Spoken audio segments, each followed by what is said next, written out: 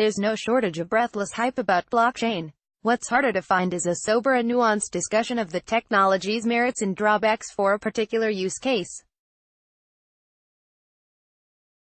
For such a perspective, it can help to talk to different people at the same company who have been studying the matter and reached divergent conclusions.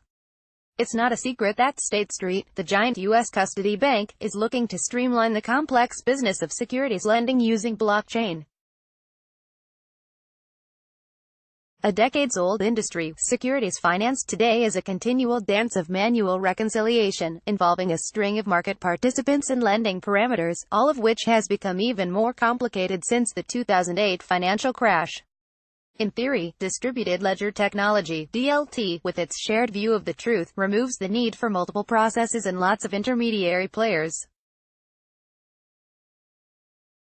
But it was never going to be a simple transition, and that's one thing at least that executives from different parts of the bank can agree on. In terms of how peer-to-peer securities lending could be deployed, people from the technology architecture and product teams are the bullish about what they consider an inevitable change. From the product development side, Nick Delacaris, head of global trading and algorithmic strategies, said that the whole industry is looking at a peer-to-peer version of securities lending, and blockchain-based solutions are definitely on the cards. He also acknowledged the scale of the challenge, telling CoinDesk, "It's not an on-off button, like you can wake tomorrow and be doing everything peer-to-peer." Delacaris said he expects to see a mix of products and services. Different counterparties will have different flavors, and to start with some of this tech may actually make things harder, he said. "I think that's what we are going through right this second.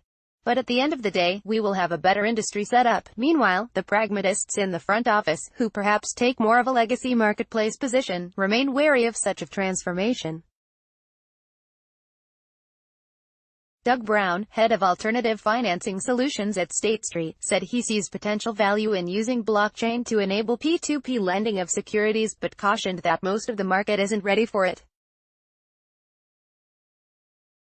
"If you look at that marketplace and the people who borrow securities, there are very few institutions that have the technology or the operational infrastructure in place to do that themselves today," he said. Brown added that, "There is a real question about whether it's worth their time to build that infrastructure, the cost to do it, the staffing to do it, or whether the model they're using today is efficient enough." Pros and cons. Taking a step back, peer-to-peer lending in this context means a client who wants to lend securities, typically a large mutual fund or pension plan, directly faces the borrower, normally a hedge fund, as opposed to having a broker-dealer in the middle managing the whole operation. State Street has a panoramic view of the securities lending landscape. "The bank has two components under its roof that most people don't have," explained Delacaris. "We have an arm called enhanced custody, which is basically akin to a prime broker, i.e., a provider of specialized services to hedge funds," he said. "We also have the biggest agent lender in the world," he added, referring to State Street's business of lending securities to institutions on behalf of its clients. This means that testing out a blockchain idea, which State Street began doing in 2016 with a proof-of-concept POC for digital tokens to post collateral, has evolved to a point where the bank is mapping out the entire securities financing ecosystem for potential transformation. And this, in turn, has led to markedly different views inside the bank on the pros and cons.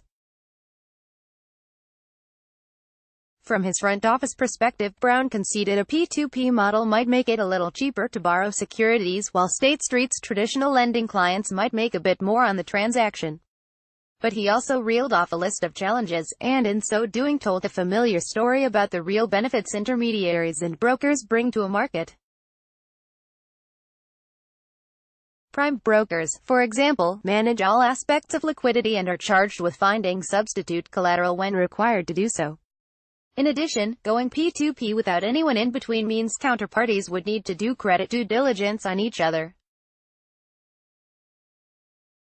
Plus there would no longer be borrower default indemnification, which is pretty much expected across the industry, noted Brown. In other words, if the borrower in a P2P transaction fails to return the borrowed assets, the lender is out of luck, whereas in today's market an intermediary like State Street will cover the loss. A P2P model, where everybody faces each other and negotiates contracts, where the protection is gone and both parties now need credit teams, would likely not be a broad industry solution, said Brown. That model might work for a small subset of institutions. But if you only had a small number of institutions participating, I think it might be challenging to convince people there was enough liquidity to really move that market in a large way, he said. Delacaris took on board the very real concerns of his colleague, agreeing, this can't simply be done in a lab, but involves talking to clients to find out what keeps them up at night. However, he defended a P2P model which he said could be offered to lenders with an appetite for more risk, who might not care about the indemnity, adding that things could be priced differently because of that. My own personal feeling is that if some things get transformed because of this technology, I think what you'll see are other products and services that will come and piggyback off that to help where those issues arise, he said. Evolution, not revolution. Meanwhile, other banks are forging ahead with securities lending using blockchain, but like State Street, they expect a long transition period. Back in March this year, ING and Credit Suisse completed a live securities lending transaction using a collateral lending blockchain application co-developed by HQLAX and R3. Hervé François, blockchain initiative lead at ING, said that for now his bank is leveraging the existing infrastructure of tri-party agents and custodians in order to go to production faster, as this constitutes a legal framework by itself. François acknowledged that market participants might be left with missing services if they move to a P2P model, and in the event may need to outsource to the current intermediaries. That could be a way for those actors to still play a role in the short to medium term, he said. It's a step in the blockchain evolution which in the long run should be able to disintermediate them. Guido Stroimer, CEO of HQLAX, which is focused on tokenizing baskets of securities to help bank treasurers manage and transfer liquidity better, agreed the legacy marketplace requires many operational stages to be carried out in a well-established manner going forward. Stroimer said some assets lend themselves to DLT better than others, with securities first, then cash, and maybe gold.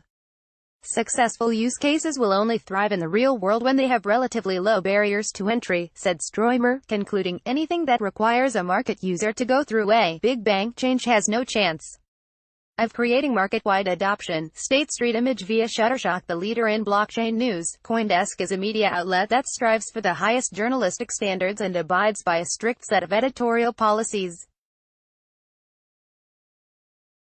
CoinDesk is an independent operating subsidiary of Digital Currency Group, which invests in cryptocurrencies and blockchain startups.